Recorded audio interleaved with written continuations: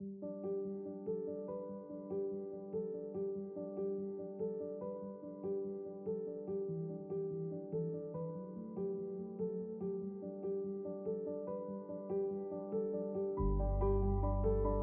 動喺二型糖尿病治療上擔當住一個非常重要嘅角色，帶氧運動同肌肉鍛煉運動都係合適嘅選擇。帶氧運動例如跑步、游水、踩單車、跳繩同埋耍太極。肌肉鍛煉運動亦可以稱為阻力訓練，例如微蹲、半蹲、深蹲、靠牆蹲、上樓梯或者使用裝備進行運動，例如阻力帶或者啞鈴等。伸展運動喺做運動前進行全身拉筋，可以減低因運動而受傷嘅機會，同埋增進運動嘅表現。平衡運動例如單腳站立，可以增強下肢肌力、身體協調同控制重心嘅能力，減低跌倒同埋骨折嘅風險。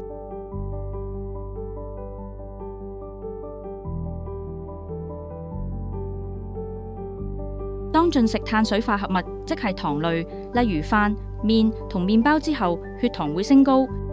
胰島素會將葡萄糖運送到細胞入面，提供能量。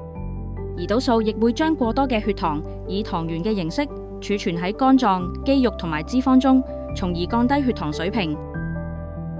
骨骼肌肉可以儲存大概500克嘅糖原，而肝臟就可以儲存大約100克嘅糖原。所以當血糖耗盡嘅時候，身體就會開始燃燒脂肪，以提供額外嘅能量。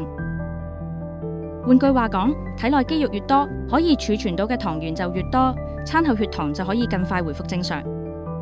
相反，體內肌肉越少，能夠儲存到嘅糖原就越少，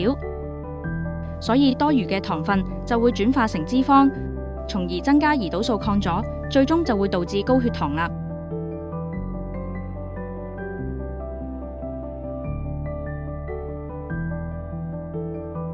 進行帶氧運動時，身體會先消耗肌肉中嘅糖原，然後血糖。運動大約30分鐘之後先至會燃燒脂肪。運動時間越長，燃燒脂肪比率就會越多㗎喇。恆常運動可以訓練到肌肉細胞，令佢更加識得燃燒脂肪。帶氧運動能夠有效降低血糖水平，減低胰島素抗阻，控制體重。特別係肥胖2型糖尿病患者，如果能夠減輕體重，就可以減低糖尿病藥物嘅使用劑量㗎喇。根據 FITT 原則 ，frequency 頻率，帶氧運動最好就係每星期做到5至7日 ，intensity 強度最少要達到中等，可以慢慢進步到中高強度。種類可以按照個人嘅喜好選擇一啲下肢大肌肉群嘅運動，例如跑步、游水、踩單車等。Time 時間每星期最少150分鐘中等強度嘅運動，每次30至60分鐘，可以小節形式進行，每節最少10分鐘。更多有關帶氧運動嘅示範，可以參考香港糖尿科護士協會同埋香港物理治療學會合作推出嘅舞動健康。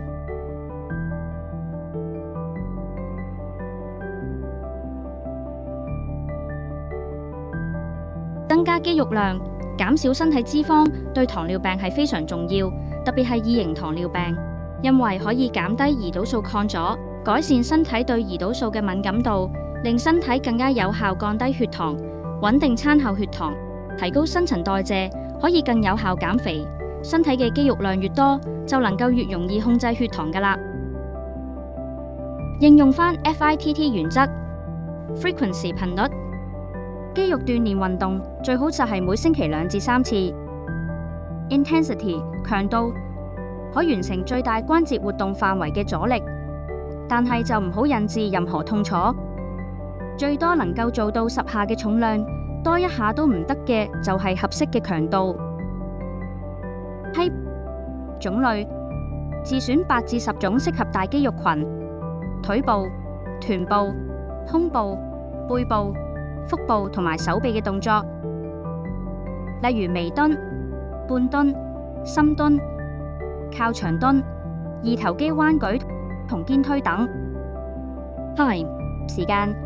每個動作做3組，每組動作重複8至10下，每組之間進行休息。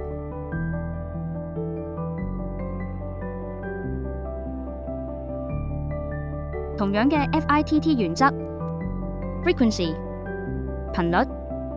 伸展運動最好就係每星期5次或以上 ，intensity 強度，伸展到稍為有啲繃緊 ，type 種類，由頸到腳唔同關節嘅活動 ，time 時間，每個動作維持至少10秒，然後慢慢進步到30秒。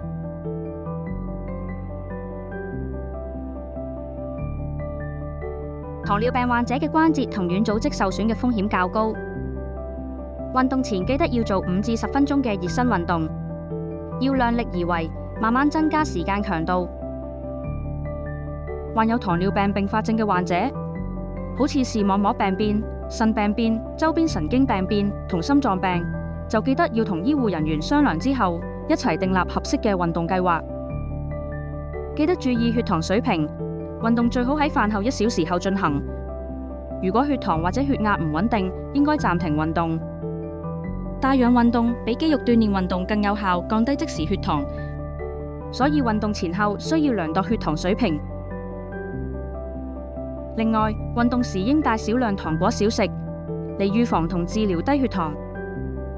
如果患者喺運動後經常出現低血糖嘅話，運動期間就可能需要調整降血糖藥物嘅劑量。